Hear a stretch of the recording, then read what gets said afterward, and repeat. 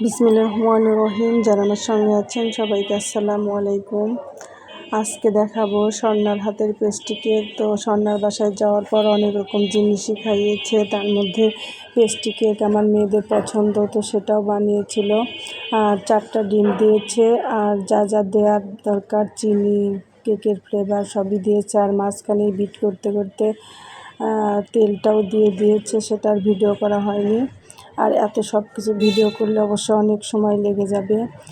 সবচেয়ে বড় কথা যে মেয়েটা অসুস্থ শরীর, আর এই প্রচণ্ড রকমের গরমের মধ্যে তারপরে বিকালে আমরা যমুনার পাড়ে বেড়াতে গিয়েছিলাম, নৌকায় ঘুরেছি। ওখান থেকে আসতে আসতে দেরি হয়ে গেছে। আসার পর ও আবার বসেছে কেক বানাতে, আরও অন্যান্য জিনিসও বানিয়েছিল, চিলি চিকেন, ফ্রায়েড রাইস। ওদিন একই দিনে 2টা জিনিস করতে গিয়ে বেচারার অনেক কষ্ট হয়ে গেছে। আর এই কেকটা বানাতে বানাতে রাত 12টা বেজে গেছে, কারণ আগে বাচ্চাদের চিলি চিকেন, ফ্রায়েড রাইস আর চিকেন ফ্রাই এগুলো বানিয়েছে। আর আমার মেয়েরা একটু সাধারণত তাড়াতাড়ি ঘুমায়, যার কারণে ওটা আগে বানিয়ে দিয়েছে। আর কেকটা যেহেতু আমাদের বাসায় দিয়ে দিবে, এই জন্য কেকটা পরে বানিয়েছে। তো সুন্দর করে বিট করার পরে এখন এই যে বেকিং পাউডার আর 1 কাপ আটা দিয়েছে, 1 কাপের একটু বেশি। আর এটা দিয়ে খুব বেশি কিন্তু বিট করা যাবে না, এখানে কিন্তু হালকা পাতলা একটা নাকি দিয়ে নেড়ে নিয়েছে সুন্দর করে। আর কেকটা কিন্তু অনেক সুন্দর হয়েছে। আর মাইক্রো ওভেনে বানিয়েছে, তো আমি তো সাধারণত চুলায় বানাই, আর আমার ওভেনে বানাই। আমার ওভেনে অবশ্য ওর মতো অত ভালো হয় না, যা হোক ওর হাতেরটা অনেক ভালো হয়েছে। সবচেয়ে বড় কথা, কোনো জিনিসের সাথে ভালোবাসা থাকলে সেটার মূল্য আরও বেড়ে যায়। তো স্বর্ণা সব কিছু দিয়ে মানে আমি ওর সব কিছুটা যা যা করেছে, যা মজা হয়েছে তার চাইতে আমি খুবই টেনশন করেছি যে এত গরমের মধ্যে মেয়েটা করছে, অসুস্থ না হয়ে যায়। কারণ আবার এই যে এখানে ক্রিম বানানোর জন্য আরম্ভ করেছে বিট করা।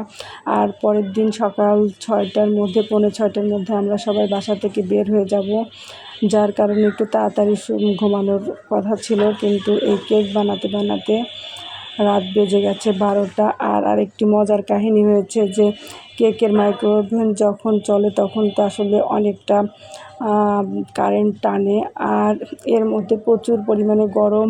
আমি না বুঝেই ওদের এসিটা ছেড়ে দিয়েছি, যেন গেস্ট রুমে যে এসিটা, এটা আমি ছেড়ে আরাম মতো শুয়ে পড়েছি, বাচ্চাদের যেহেতু বাচ্চারা ঘুমিয়ে পড়েছে। আর এর মধ্যেই হঠাৎ করেই দেখা গেছে কারেন্ট চলে গেছে, মানে কাট আউট পড়ে গেছে। আমি তো ভয়ে শেষ, কারণ হঠাৎ করেই কারেন্ট চলে গেল। আসলে পল্লী বিদ্যুৎ এনায়েতপুরে, তো পল্লী বিদ্যুৎ এখানে মনে হয় পাওয়ার একটু কমই দেয়া থাকে, যার কারণে বেশি পাওয়ারের কোনো কিছু দিলে এরকম হয়। তো সবাই একটু ভয় পেয়ে গিয়েছিলাম। পরে অবশ্য আমাদের জামাই বাবাজি তো উনি আবার দেখলো না কাট আউট পড়ে গেছে। যা হোক আলহামদুলিল্লাহ কোনো দুর্ঘটনা হয়নি। আরও কিন্তু প্রত্যেকটা কেকের পিস দেওয়ার উপরে অনেকে চিনির সিরাপ দেয়, তো ও দিয়েছে দুধ দেওয়ার পরে যে ক্রিমগুলো দিয়েছে।